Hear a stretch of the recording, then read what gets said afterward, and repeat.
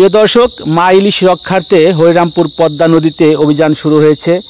এই অভিযানে কিন্তু অনেকগুলো জাল জব্দ করা হয়েছে এবং 10 কেজির মতো ছোট ইলিশ জব্দ করা হয়েছে। এখানে হরিরামপুর থানার কর্তৃপক্ষ আছে এবং আছে মৎস্য অফিসার।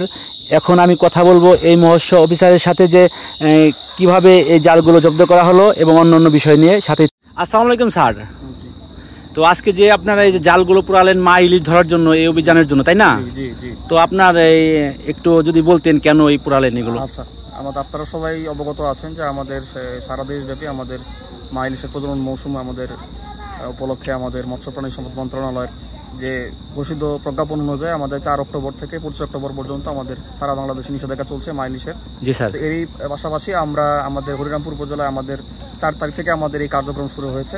জি স্যার। তো এই কার্যক্রমের অংশ হিসেবে আজকে আমরা এই প্রায় কত মিটার হবে, প্রায় 5,000 মিটার আমরা জাল আমরা জব্দ করেছি এবং আমাদের প্রায় 8 কেজি আমরা ইলিশ আমরা জব্দ করেছি আর কি। তো আমরা কিছুক্ষণের মধ্যে আমরা 2-3 খানা আমরা বিতরণ করবো। তো আমাদের এই কার্যক্রম প্রতিদিনই চলছে, আমাদের কার্যক্রম প্রতিদিন অব্যাহত থাকবে। আমি আমার যারা মৎস্যজীবী ভাই বোনেরা আছেন বা জনপ্রতিনিধি যারা আছেন তাদেরকে আমি বলবো আমাদের যে এই কার্যক্রম, সরকারের যে রাষ্ট্রীয় কার্যক্রম আছে, কার্যক্রমে আপনারা সর্বাত্মক সহযোগিতা করবেন এবং এই কার্যক্রমের ফলে যাতে করে আমাদের মা ইলিশ এবং এই মা ইলিশের প্রজননটা যাতে স্বাভাবিক হয় এবং এটা মা ইলিশে যাতে আমরা যাতে আগামীতে আরো আমাদের ইলিশ উৎপাদন বৃদ্ধি পায়। আমাদের এই ইলিশ দিয়ে যাতে আমাদের এই বাংলাদেশ আমাদের সামনে আমাদের বিশ্বের সামনে আরো মাথা তুলে দাঁড়াতে পারে, এই ইলিশটা যাতে আরো উৎপাদন আরো বাড়ে। এই জন্য আমি আশা করব যে আমাদের যারা কর্মকর্তা কর্মচারী রয়েছে আমাদের আশেপাশে আমাদের যারা আছে ভাই বোনেরা আছেন বা আমাদের বিভিন্ন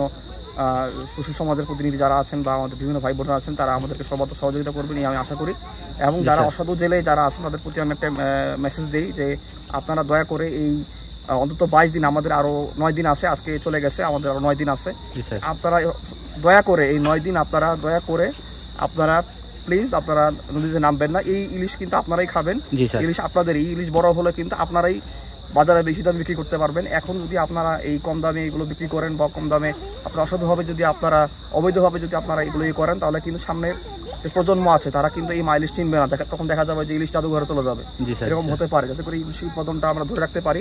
এই জন্য আমাদের সরকারের কার্যক্রমটাকে ধরে রাখার জন্য এবং এটা সর্বোত্তমভাবে সফল করার জন্য পুরো প্রোগ্রামটাকে আমি সবার সহযোগিতা কামনা করছি। ধন্যবাদ। আসসালামু আলাইকুম। ওয়ালাইকুম আসসালাম। তো প্রিয় দর্শক, দেখতে পাচ্ছেন এখানে কিন্তু মা ইলিশ যাতে করে নাকি বৃদ্ধি পায় সেজন্য কিন্তু এরা কিন্তু রক্ষার্থে কিন্তু আইনশৃঙ্খলা বাহিনী কিন্তু পদ্মা নদীতে অনবরত কাজ করে যাচ্ছে। এটা শুধু কিন্তু এই আইনশৃঙ্খলা বাহিনীর কিন্তু কাজ নয়, এটা কিন্তু আমাদের দায়িত্ব। আমরা আশা করব এই মা ইলিশ বাঁচানোর জন্য এবং এই দেশকে বাঁচানোর জন্য, ইলিশকে যেন বড় হয় সেজন্য কিন্তু আমরা চাচ্ছি সবাই এই প্রোগ্রামে সবাই সহযোগিতা করব ইনশাআল্লাহ। আর আমরা যেন মা ইলিশ আর না ধরি এবং এই বিষয়ে যেন আমরা সবাই সহায়তা করি। ধন্যবাদ সবাইকে, ভালো থাকবেন। ভিডিওটি অবশ্যই কিন্তু বেশি বেশি লাইক শেয়ার করে দেবেন, বেশি বেশি করে শেয়ার করে দেবেন যেন এই মা ইলিশ বাঁচানোর জন্য আমরা সবাই যেন সহযোগিতা করতে পারি। ধন্যবাদ ভিউয়ার্স।